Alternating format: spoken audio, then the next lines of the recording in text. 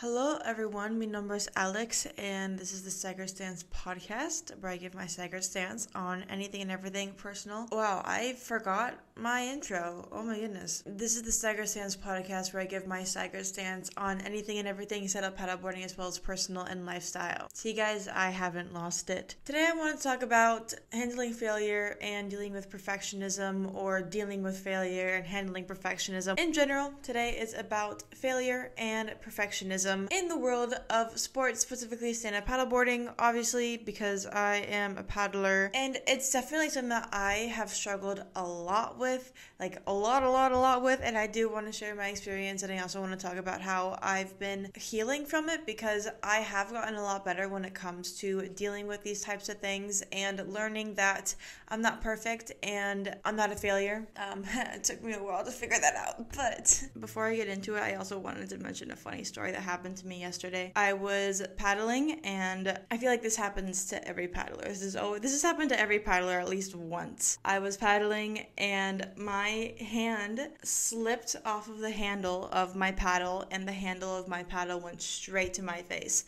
So my nose and my forehead is so sore because I hit my face so hard. I'm surprised it hasn't bruised and it hasn't like puffed up.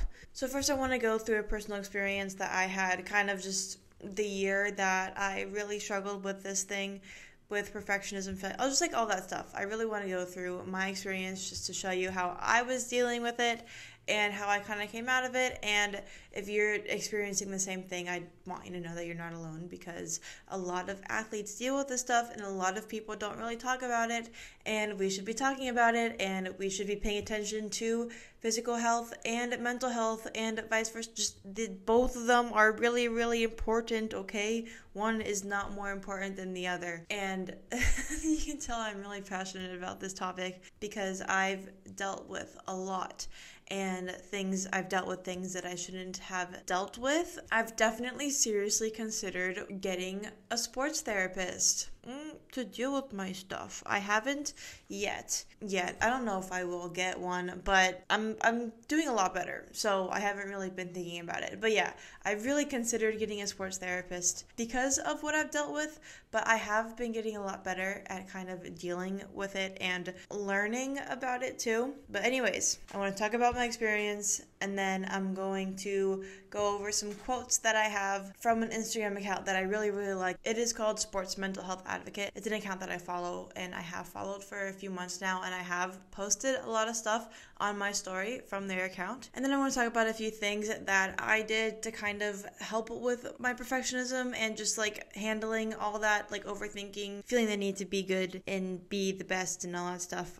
Things that I've learned and things that I've done to help myself with feeling those feelings, and just also general ways to help not feel that way and to kind of learn that perfectionism isn't the way to go and failure is okay, but also it's not technically failure, but I'll get into that later. I first want to talk about my personal experience. So the time that it really started for me with just struggling with perfectionism and all that stuff was back at the end of 2021 when I first went to CONADE, my very first CONADE. I was 16. That was the first time, I had gone to state championships earlier that year. People saw me for the first time, and then I went to CONADE and I was then seen on a national level, and it was a really big thing because I was also getting the same times as all of the men in the sub 18 category, and I was in the sub 16 category, so it was definitely a big platform that I was on in regards to being in Mexico. And then a few weeks after, I was signed on or recruited for the SIC Maui Youth Development Team. So within a few weeks, I became the face of youth female paddleboarding in Mexico, and I also became a youth rider for SIC Maui. And I'll be honest, obviously this is the whole point of the episode, the pressure got to me. The pressure really, really got to me. And what happened is that minimum every other training session, maybe, like, it would happen almost every day. During the training session, I would start to hyperventilate and start to freak out. Not have a panic attack, but I would definitely just start struggling to breathe, and I would start crying, and I would freak out because I would struggle to breathe during the training session because the training session was hard, and then because of me not being able to breathe, I would freak out and then again, because I was freaking out, not be able to breathe. So it was just like this really bad cycle during my training sessions. And I would call them panic attacks, but then people are like, no, you're just hyperventilating. So I don't exactly know what I was experiencing, but either way, it wasn't fun. I would come home every training session just completely mentally and physically exhausted because of the freak out, and then because of the freak out, my body would just not let me paddle. So if I had that freak out early in the training session, I wouldn't have been able to continue for the rest of the session. So as that was happening, I also started to quickly grab more and more attention. Gonade 2021 was at the end of the year. It was in October. So once 2022 hit, was also the Pro Stylita Sup Open, and that was when I beat Julia Duheim in the tech race. And again, that was a really big thing because it was just this local girl in town beating an international legend. And Juliet has since then kicked my ass every single Pro Stylita Sup race. But anyways, because of that race, even more tension was added to me, and a lot more pressure, like internal pressure, was added on to me. Specifically the pressure to stay on top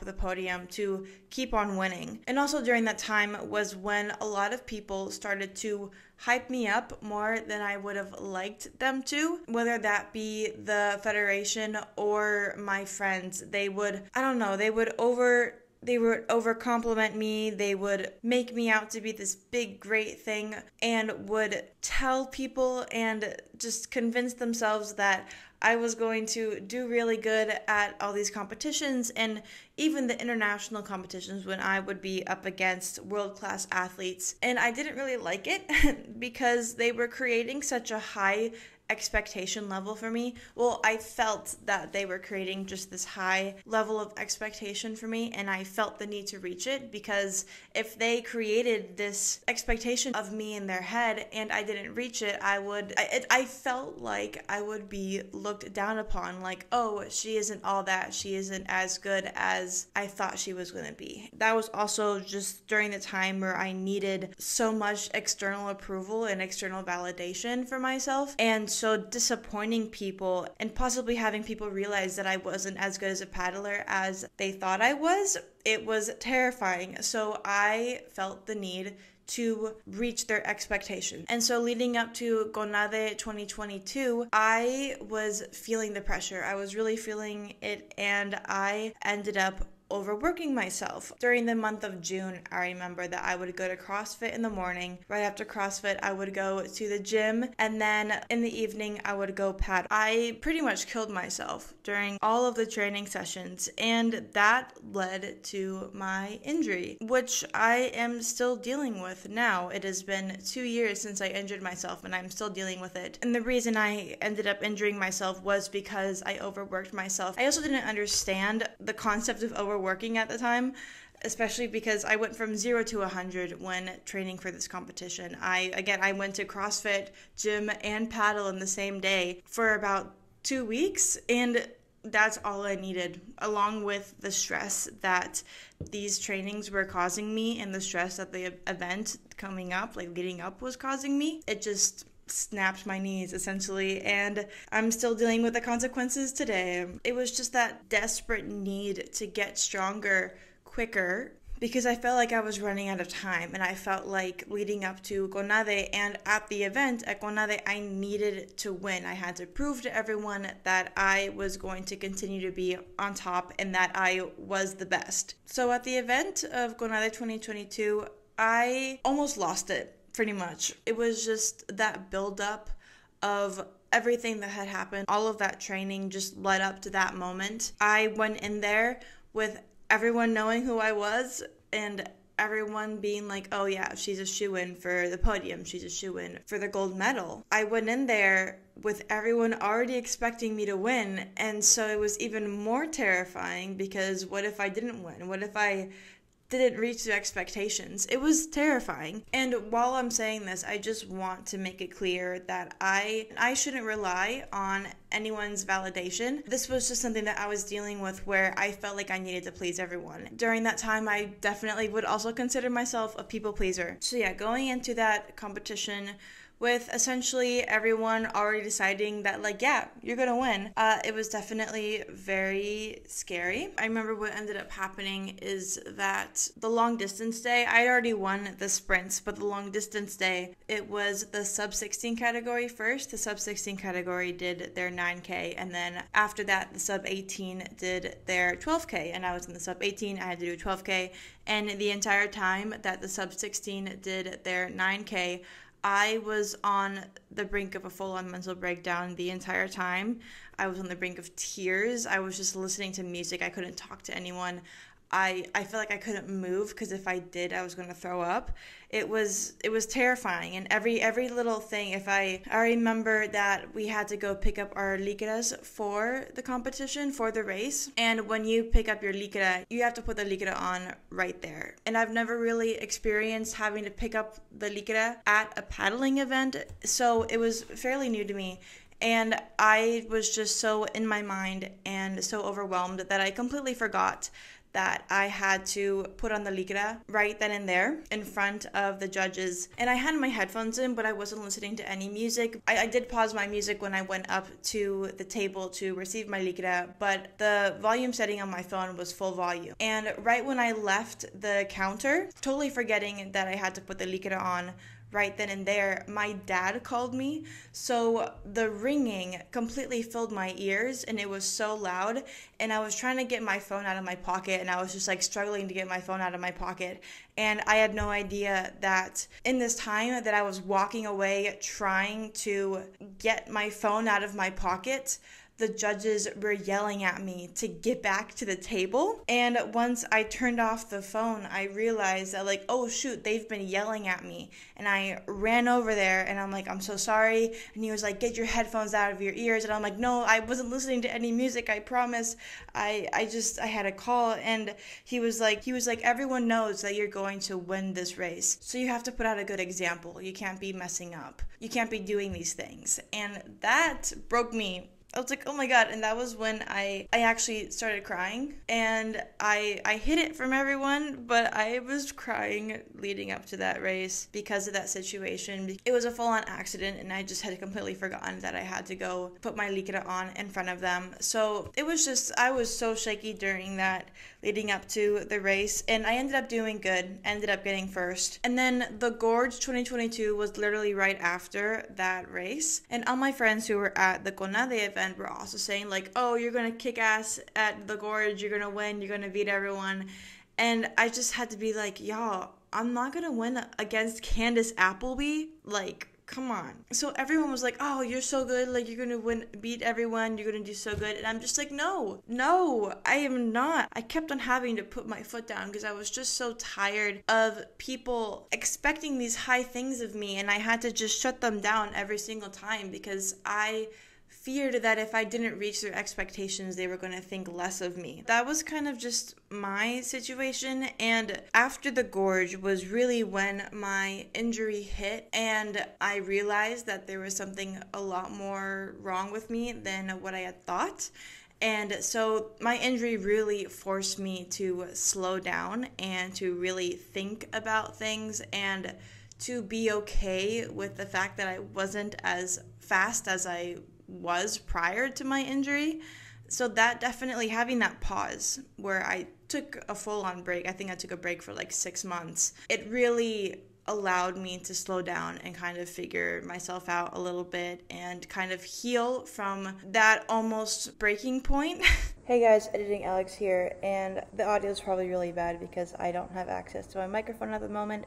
I really just don't want to go downstairs to my room to grab it. During this time, I really learned to not let other people speak on my behalf in regards to my skill level. A big part of my struggles was because everyone was like hyping me up, and that in turn caused me to be scared that I wouldn't reach their expectations. So really having my actions and my performance speak for itself really allowed me to kind of relax a little bit and not get worked up by what other people were saying. I didn't really want to let anyone else kind of speak for me. I put my foot down and spoke for myself. So that was my experience, and I said I was going to go through the quotes after I talked to my personal experience, but I definitely think that it's better to talk about them after I list out a few things that I learned throughout this experience. I want to talk about things that I learned and things that I did to help myself deal with that need to be perfect and to reach a certain expectation, and also learning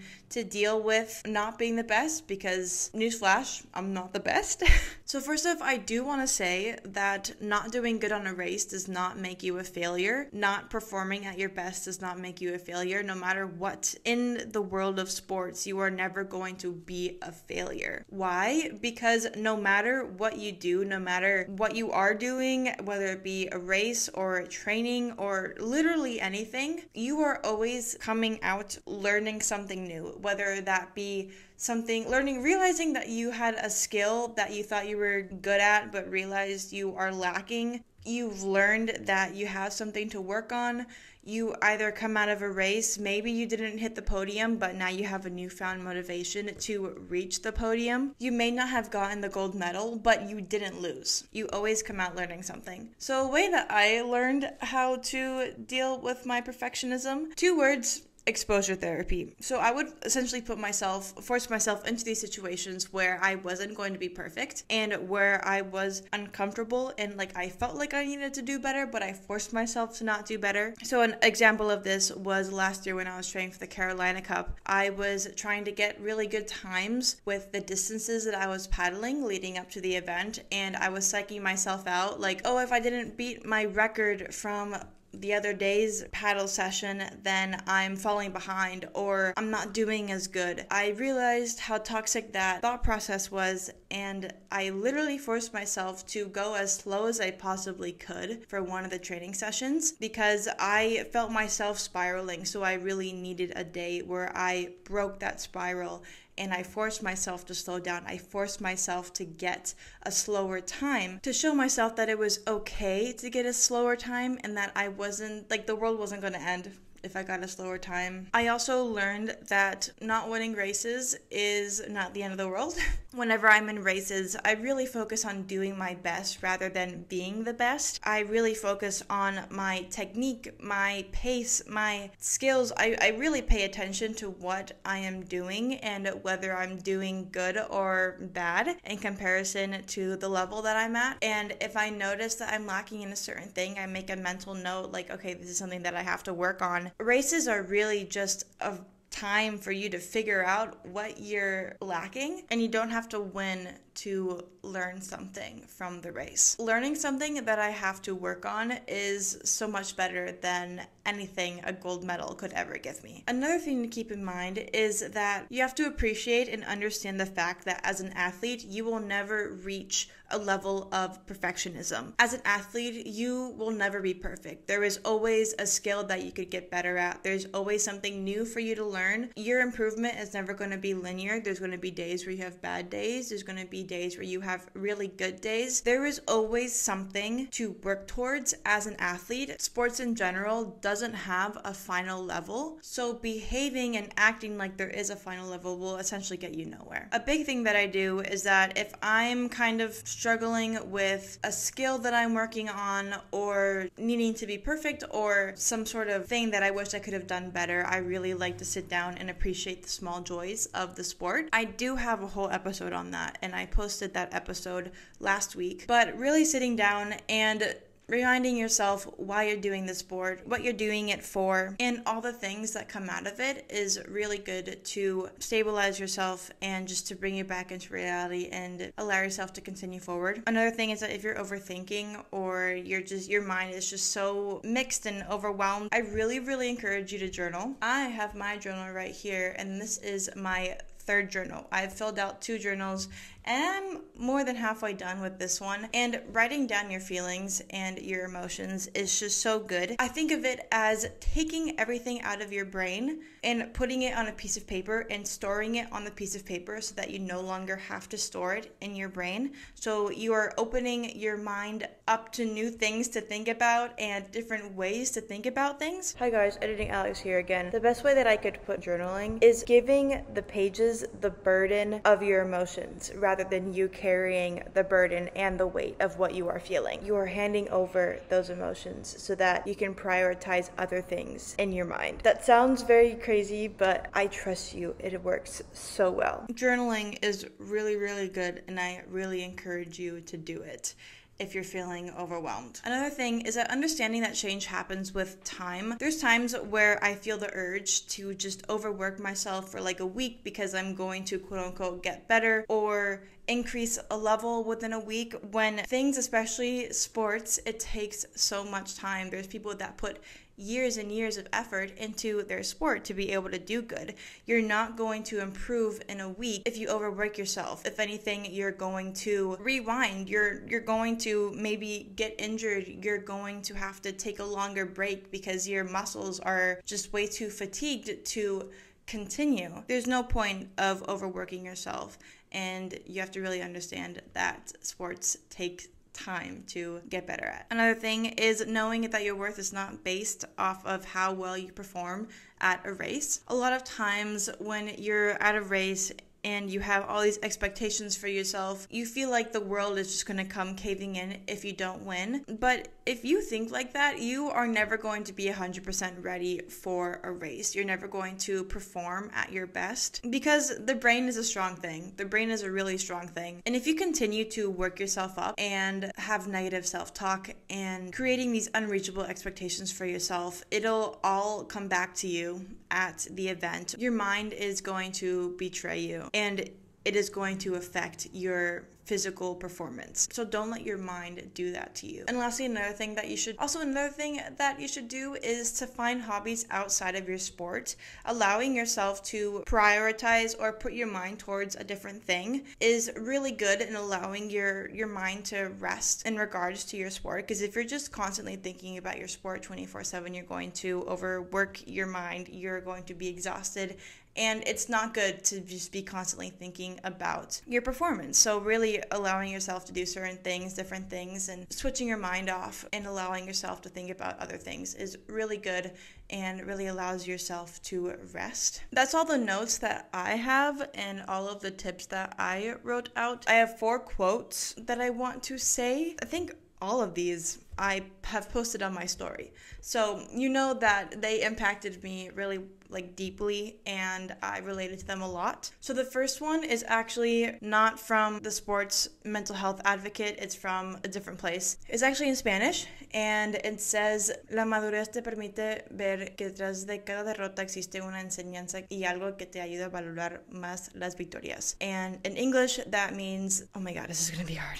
Maturity allows you to see that behind every defeat is a learning opportunity that allows you to value the victories even more. Yay, I did it. I successfully translated. Okay, now the 3 from the Sports Mental Health Advocate. Number 1 is, Dear athlete, don't forget to celebrate the small wins. We get so wrapped up in achieving the next big victory and forget to acknowledge the progress that is happening every day along the way. So here's your reminder. Every day you show up is a win. Every day you show up, you are making progress, and that is a win. Go with the mentality of it's showing up that matters. It's the showing up that matters. It's being there in the moment, present. It doesn't matter what you're doing. Honestly, as long as you're on the water and as long as you're paddling, that's good enough. Sometimes that's all you can do. Another quote is a quote from Sue Bird, which was with an interview with the Sports Mental Health Advocate. And it says, you really have to be kind to yourself. You're not always going to be perfect. You're not going to get it right every time. You're going to make mistakes. It's when you beat yourself up in those moments that can cause a lot. I think that we definitely hold a big responsibility to how we react to our performance. And if we let it get to our heads, then that means we failed ourselves. We can't let it get to our heads. We can't overthink it. No one's going to be perfect, and you can't expect yourself to be perfect all the time because we're human. We can't be perfect, guys. We can't be perfect. Okay, lastly is, quote, things I'm unlearning as an athlete, believing my worth depends on the number of trophies and medals that I have. And that is pretty much self-explanatory. We don't have to base our worth on how well we do at races. We should base our worth on how good we feel about ourselves and achieving our personal goals, our realistic personal goals, okay?